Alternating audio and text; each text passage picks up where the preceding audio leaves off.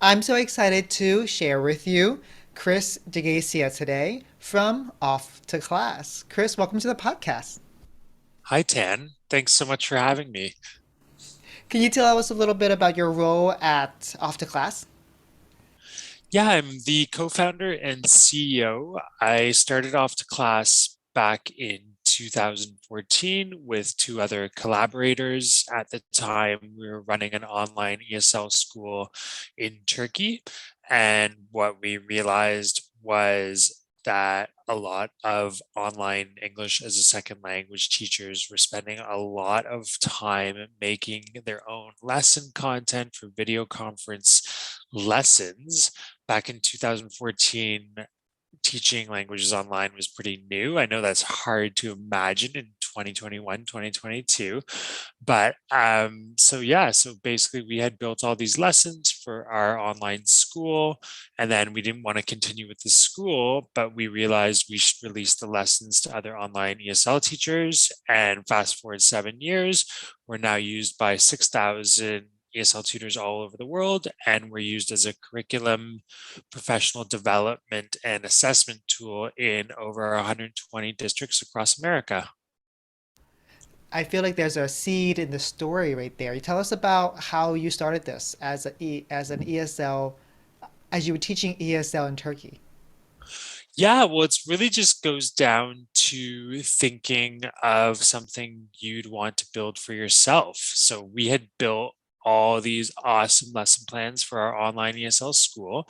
And when we kind of exited that venture, that is really what we were left with. We had built all this stuff for ourselves. So we just released it to a real grassroots community of online ESL tutors and went from there. And the pivot, like the expansion into districts in the United States, really happened rather organically.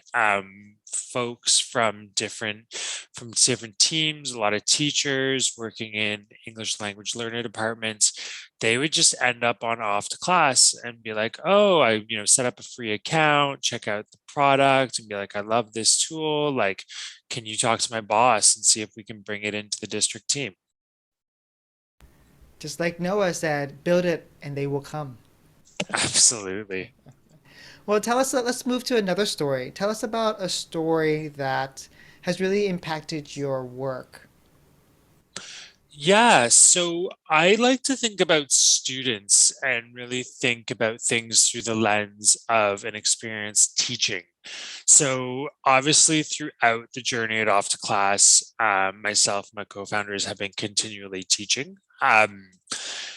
So back in 2018, I had relocated back to Toronto, but the ties to Istanbul were still present for myself and the co-founders. And a collaborator of ours was part of a refugee sponsorship group here in Toronto. One of the really cool things, the really unique things about the Canadian refugee system is that community members can get together, and if they show the government that they have enough funds to privately sponsor a refugee or their family, they're actually allowed to go through an application process and sponsor a refugee directly, just as like a community initiative. It's a uniquely Canadian thing. I'm not even sure a lot of Canadians know about it. It actually started with the crisis in the 70s with the Vietnamese community. That is when this kind of community sponsorship program started. So my friend Valerie, she's a long time publishing executive and has been a constant source of kind of inspiration for Off the Class. She came to me and said, "Hey, we're sponsoring a family of Syrian refugees. They're currently living as refugees in Istanbul, and they're trying to get here." And she knew about Off the Class, and she said, um, Mohammed, who's the father, like his English is pretty good, But Tahani basically does not speak any English. And we're really, really worried as this kind of community group that when she gets to Toronto, she's going to be completely cut off and isolated, and she's going to have no ability to kind of interact with the outside world. And so, yeah, obviously, I jumped in on that because I knew it would be a great experience. I knew there'd be a lot of positives for off to class about, learning about the product, seeing it from the lens of the student. I also loved the idea that the relationship would start very much on a distance basis, and then we'd actually be in the same city eventually when she relocated. So we'd get to connect that kind of virtual relationship into a physical one. And I ended up teaching Tahani for the better part of 2 years. And she did not speak English. I would put her at a low beginner. She could use like the present simple. She could say kind of like, my name is Tahani. I am from Syria. I am from Damascus, but not so much more than that. Today, I just got an email from Tahani. We haven't been working together for over 2 years, for about a year and a half, but she is now enrolled in a architecture program at a college here in Toronto, and is studying to become an architect. So it's a huge success story. She arrived with two children who are now young adults, and she's had two children in the time she's been in Toronto. So it's very successful. And I think, on today's subject, what that really taught me is a lot about the different roles and personas that newcomers play when they come to North America.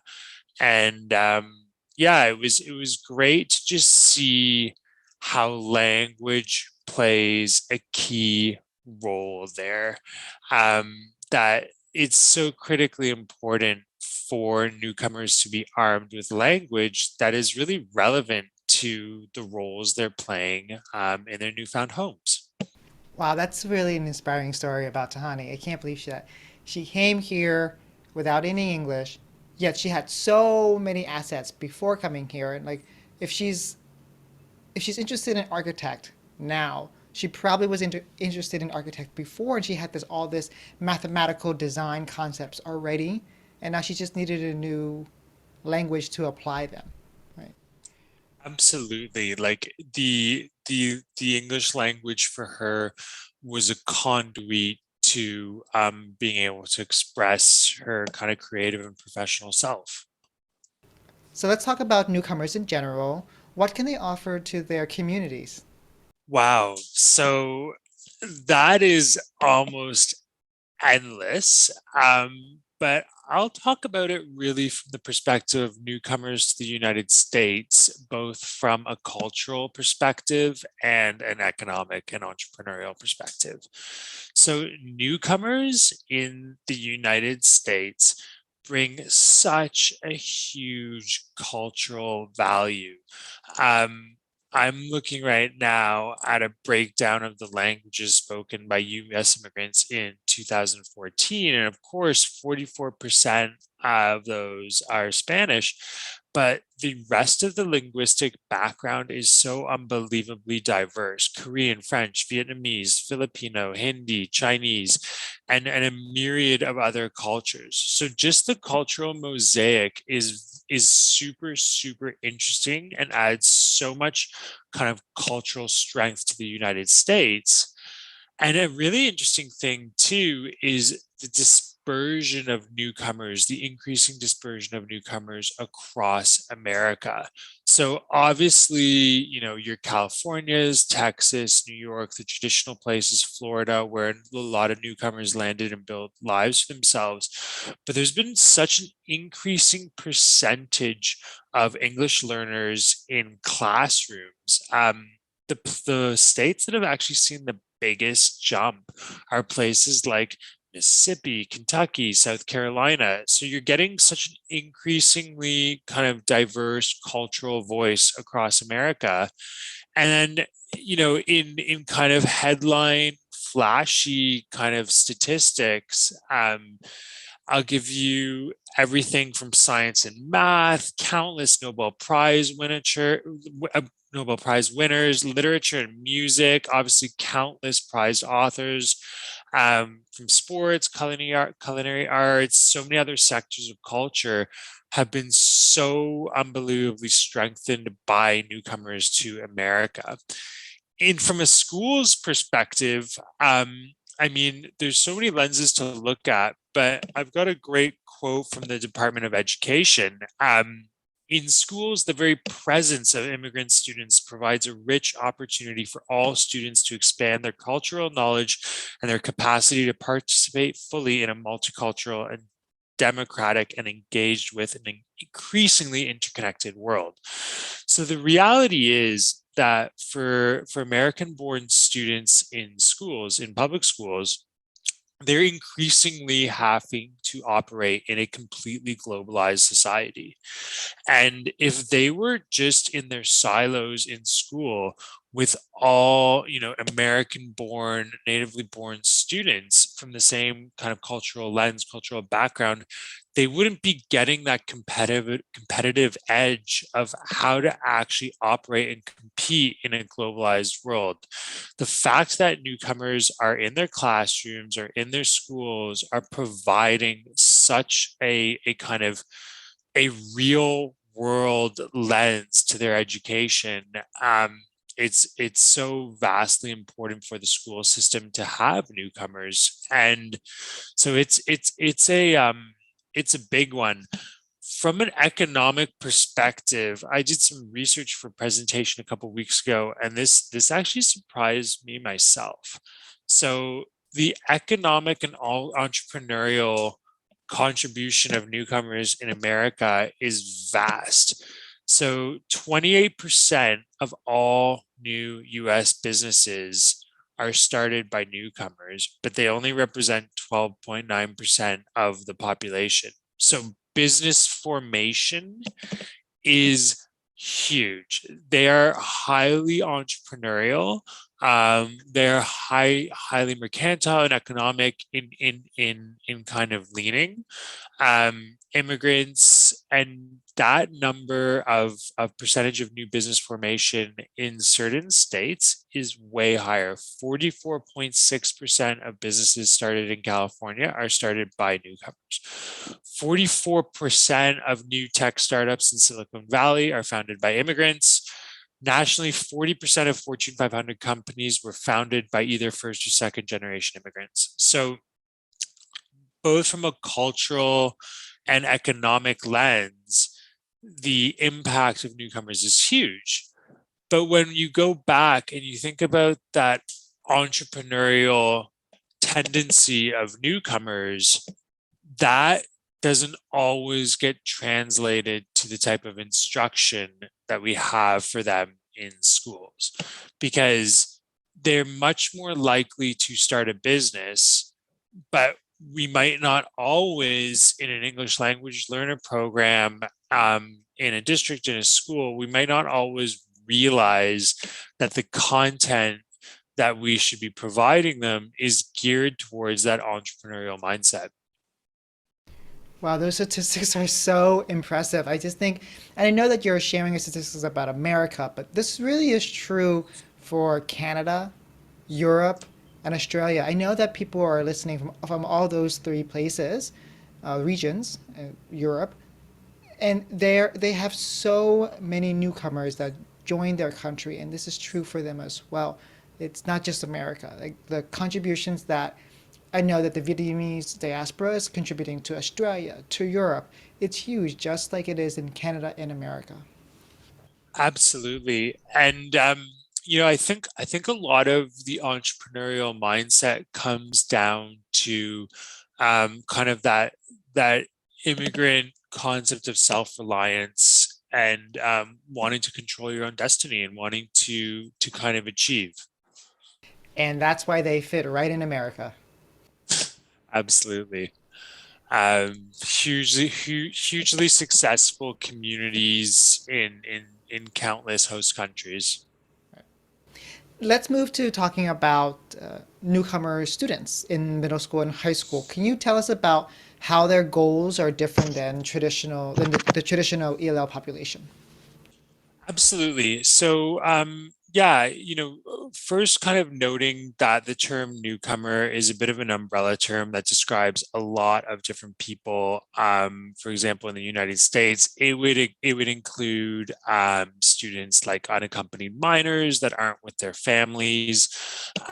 In this case, let's focus the conversation on basically a newcomer being someone who's not born in the U.S. And is accompanied by their parents and family.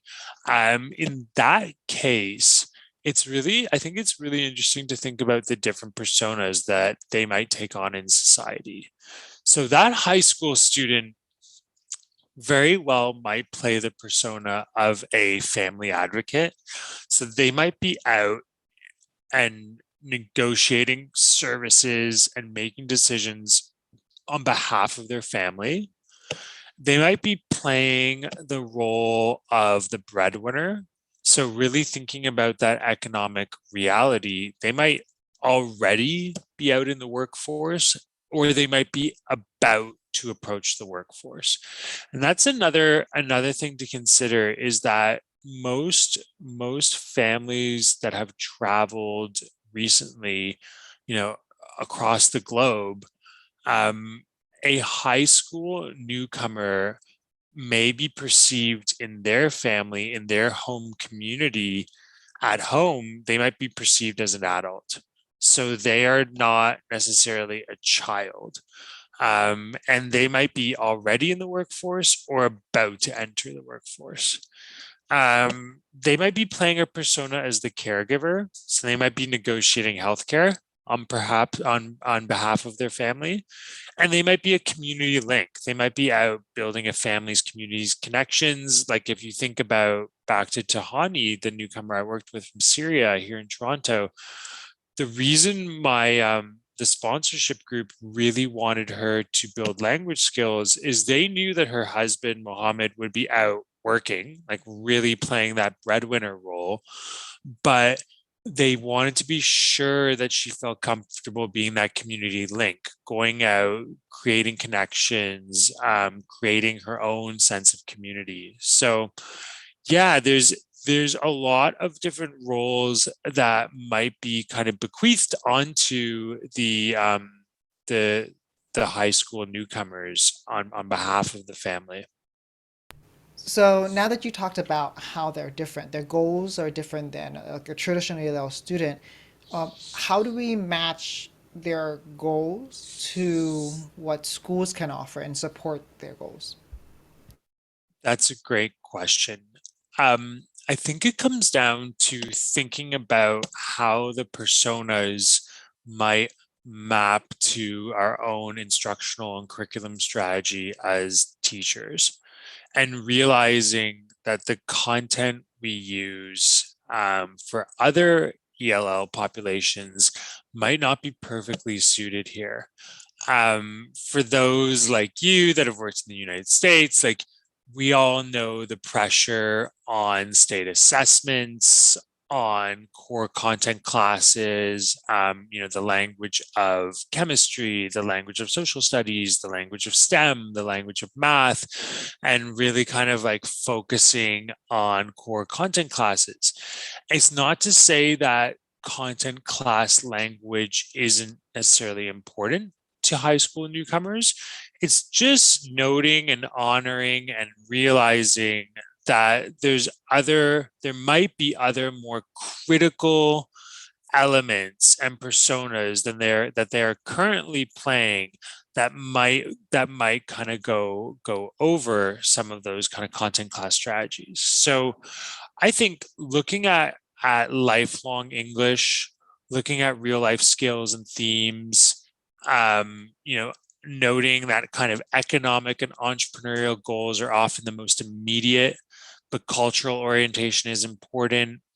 Lesson plans around workforce, job readiness, building kind of some of those skills in, even other critical life skills like focusing on ordinal numbers, on how to say prices in English, how to talk, basic kind of like economic math in English, themes around, if you think about that persona, for example, around being the healthcare advocate, actually explaining how to visit a doctor, what to ask, how to use language to get comfort around like healthcare and those appointments. And then thinking about things like what we would traditionally call business English, how to build a resume, how to build a CV, how to write a thank you email, how to analyze a job board. A lot of those skills are really, really, really important.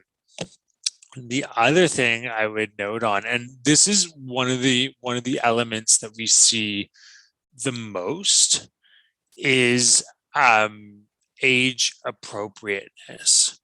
So a lot of district teams we work with have a lot of great curriculum and intervention strategies, but oftentimes they're really focused at a younger audience. And they can be a little bit fun, they can be a little bit cartoony, they can be a bit you know playful, and just noting that your high school newcomers very well might be perceived and perceive themselves as adults, and being able to really realize that is important, because you're not going to be able to drive engagement and motivation with your high school students if you're using something that's overly childish. So keeping age appropriateness in mind, I think, is really important.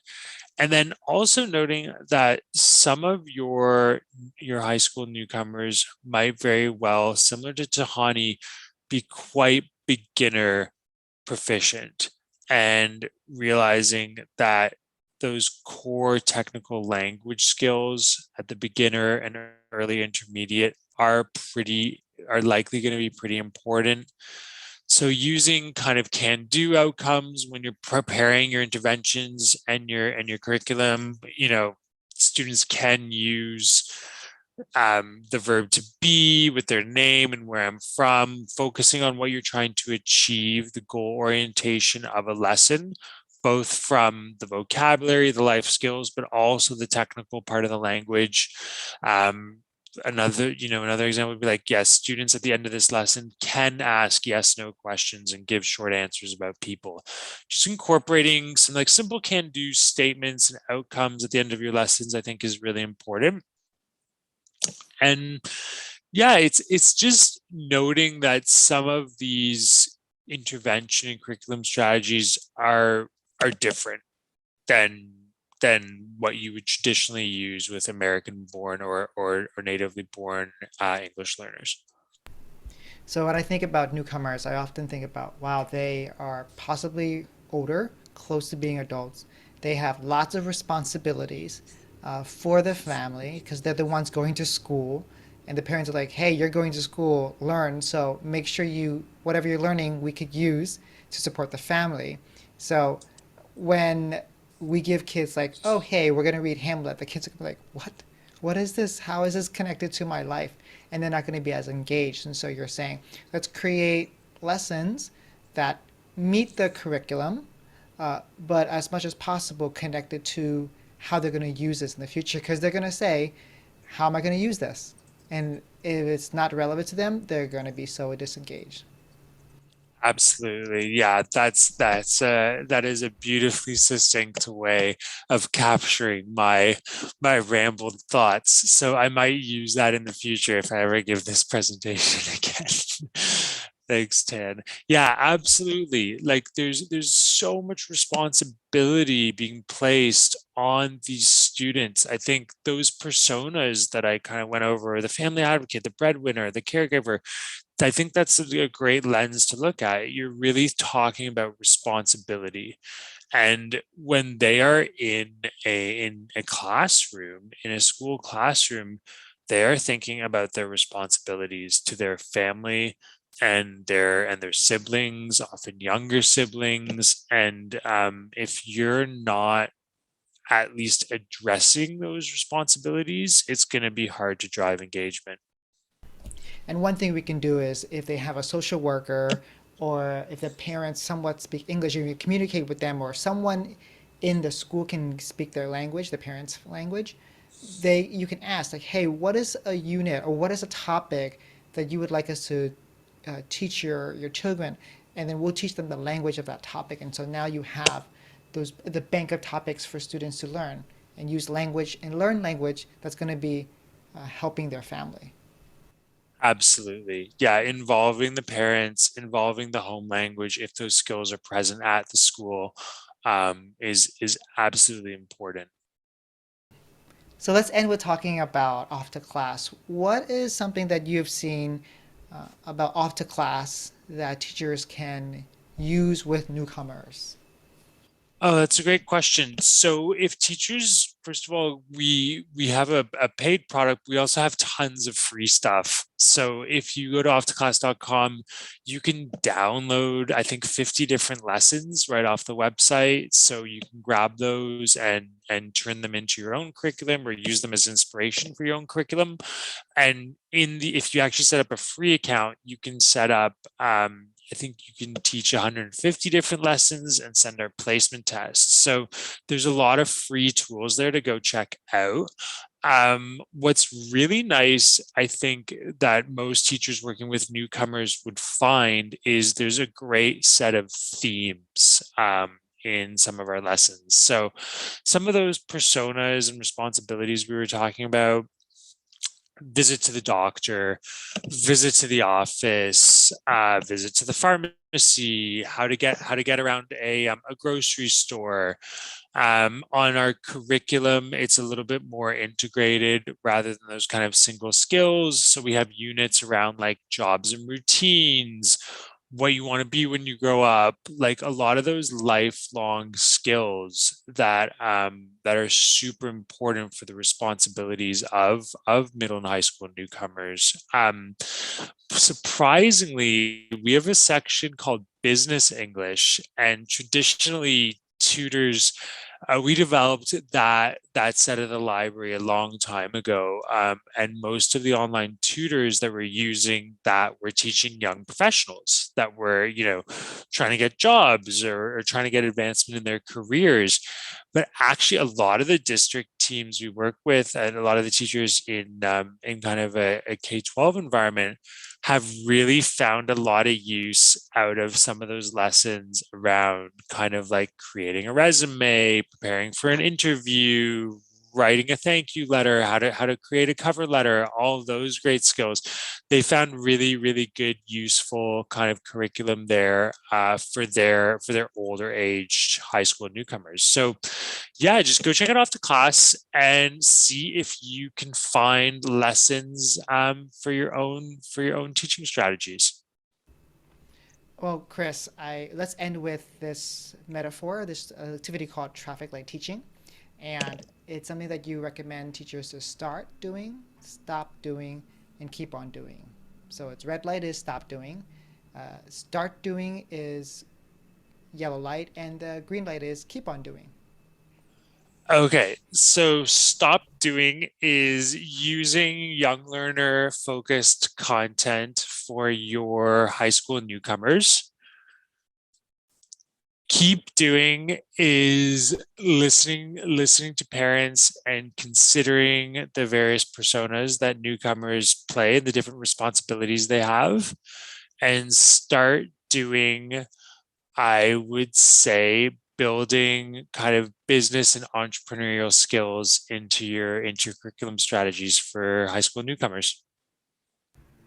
Because they want it to be relevant to their lives. So, Absolutely. well, thank you again for sharing your platform with us, but also your experience and helping us see newcomers in a different persona. That was new for me. So I really appreciate you sharing these insights. Thank you, Kris. It was great to be here, Tan. Thanks so much.